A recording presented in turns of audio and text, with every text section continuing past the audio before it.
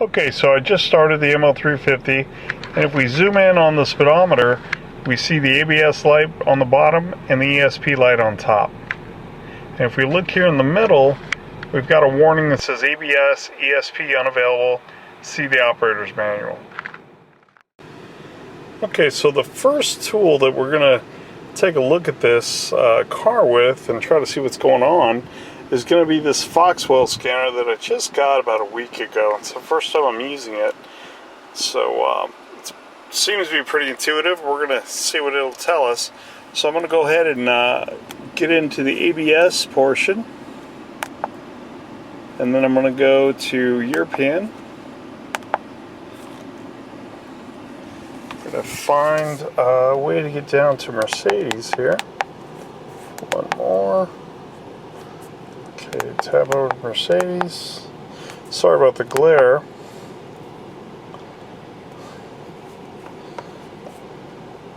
Okay, let's go to manual selection.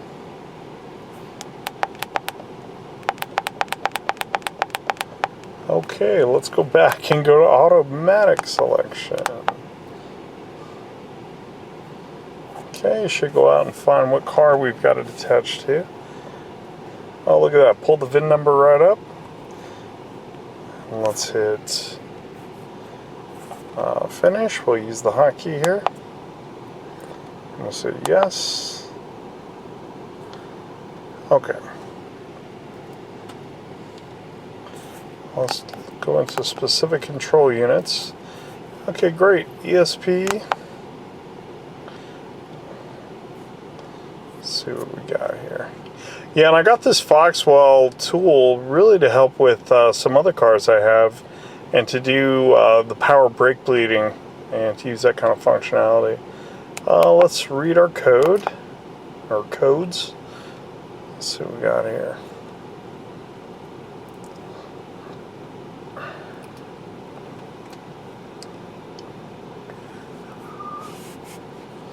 Whoa, okay.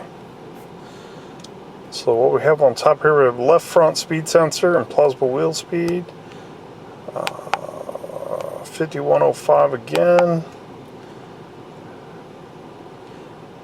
So I've got this 5102, left front speed sensor, check wheel bearings.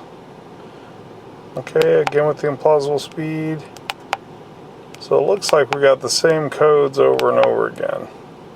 So 5105, 5106, and 5102. Okay. Let's see if we have any freeze frame stuff. Again, this is the first time I've ever used this, so frequency counter. I'll read what it says here. Frequency counter. The counter indicates the frequency of the fault since the last time the fault memory was erased. And we have a great big 16 there.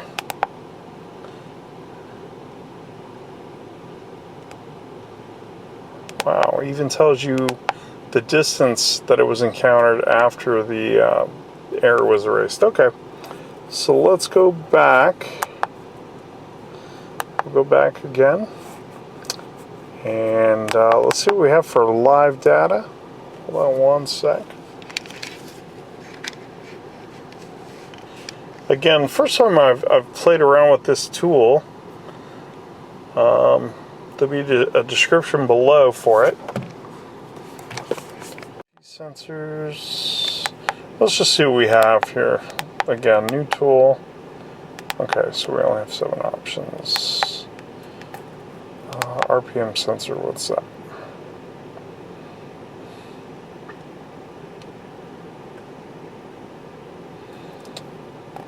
Here we go. So we've got right front speed sensor, left rear speed sensor. Okay, so I'll tell you what, let's go for a quick drive and we'll try to keep the camera on this. You can already see, just backing out of the driveway, we are not getting any sort of indication of movement from that front left. Let's see.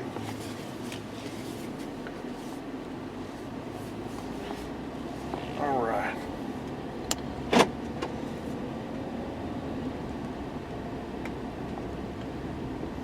we're just going to go around the block here.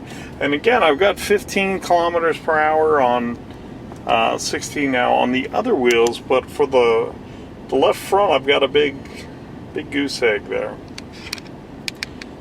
So we get back to the garage. We'll see where that leads us.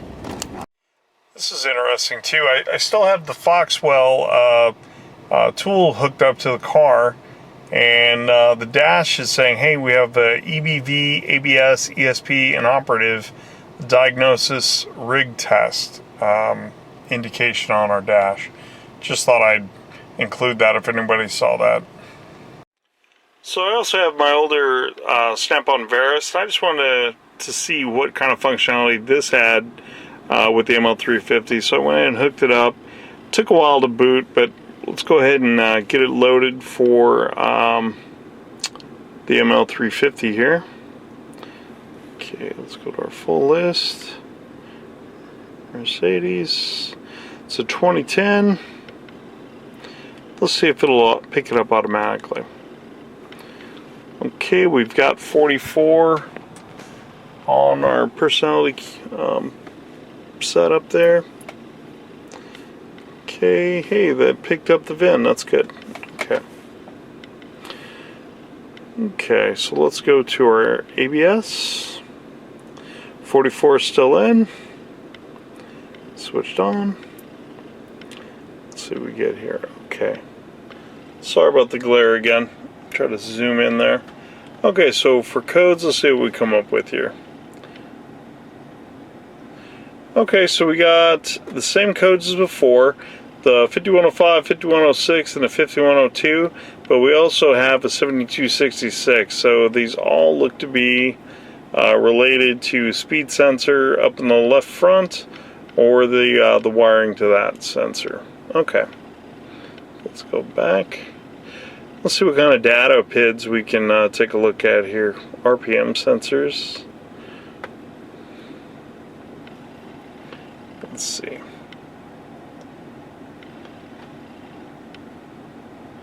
Okay, awesome. So this will let us, let's see here. Yep, this will let us graph and take a look at all these. I think I'm going to go for another drive test with those out, and we'll just see what kind of display or what that'll tell us, just to make sure it works with this car. I've had some issues with the Snap On Verus, well, with mine anyway, working with some of the Land Rover stuff that I have. So we get on the road. Okay, so I got us on the road. Let's see what if we can see anything there now. Our left front is going to be on the bottom left corner of this display, and I can see signals from the other three wheels, but I'm still not getting a whole lot from that left front. I'm not getting anything at all, actually. So max still says 0, whereas the other guys are about 14, 15 now. So again, we're just going to ride around the block. We don't have to go anywhere crazy.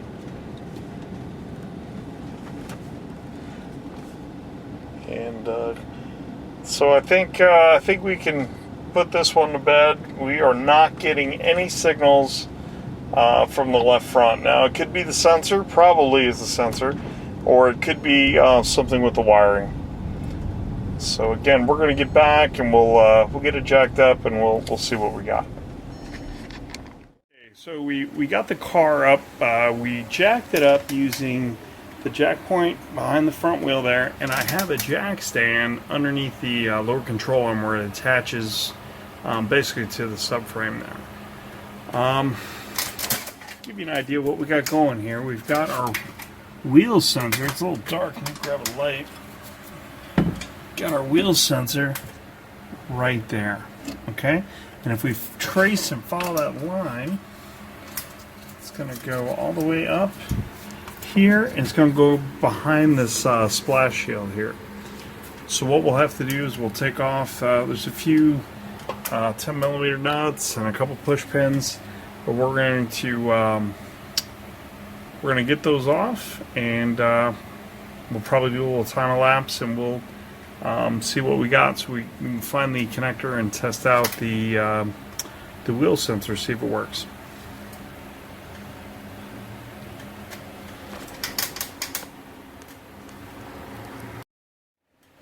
Okay, so I got the 10mm nuts out. There's one up here, a couple on this side, one over this way, and I got a bunch of push pins out.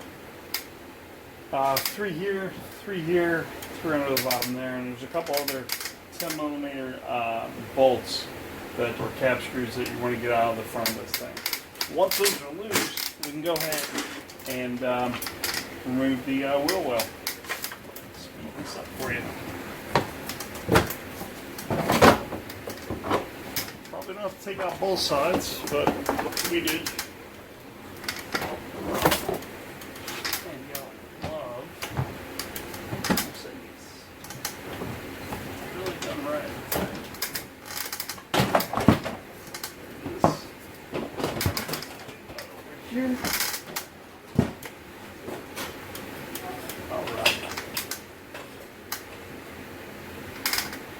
So if we look, should be able to get right up in here now. And what we have is our wheel speed sensor goes right here. So what we're going to do is we're going to pull it off, and then we're going to hook up our lap scope, and one, we're going to see if we got the right voltages, and we're also going to see if we get anything out of the wheel sensor that's on it now. Back shortly. Okay guys, we're going to go ahead and get this wheel speed sensor out. It's a number 10 e-torque socket. Go.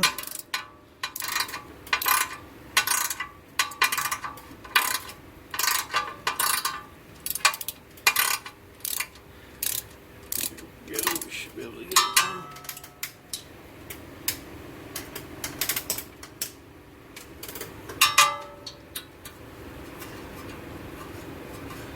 Definitely got some blue Loctite.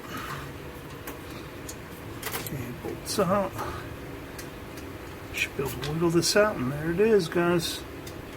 Good deal.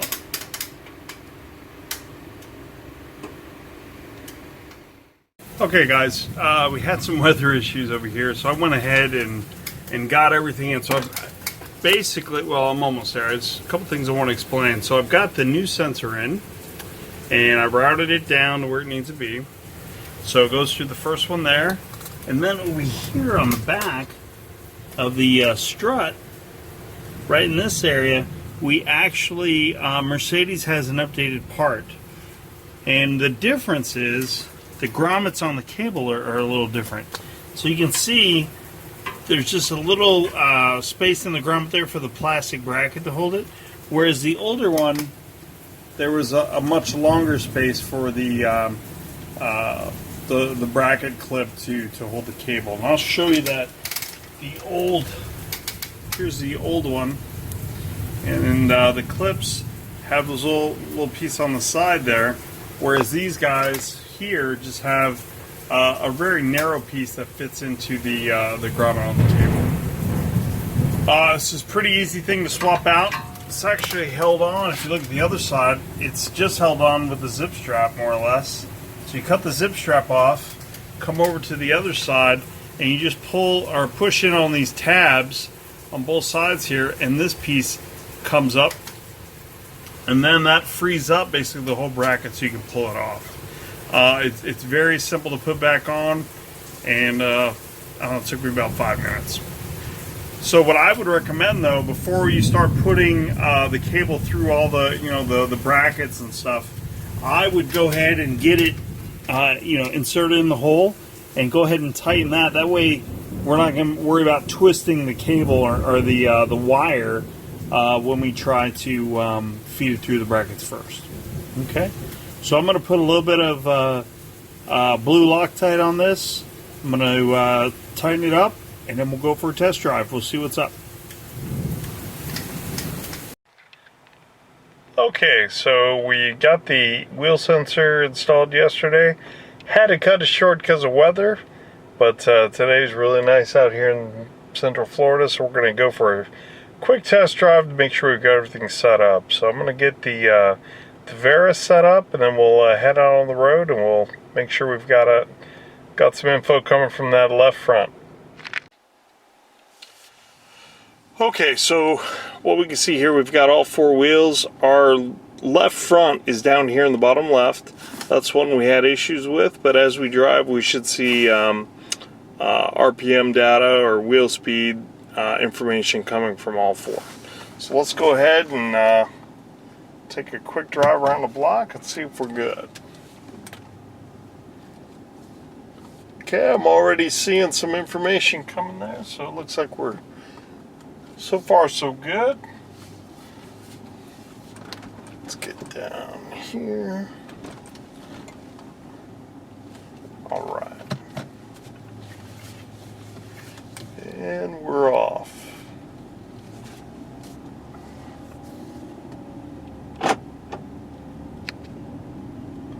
All right, I think it looks pretty good. I think we've got a fix. I don't want to get, I'm just going to stay here around the block. I don't want to get too crazy while I'm filming.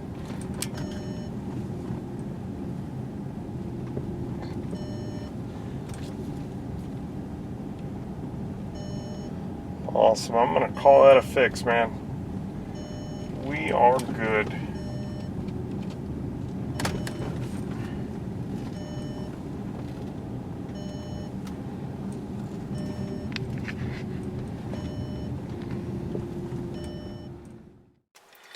Alright, we got back to the house.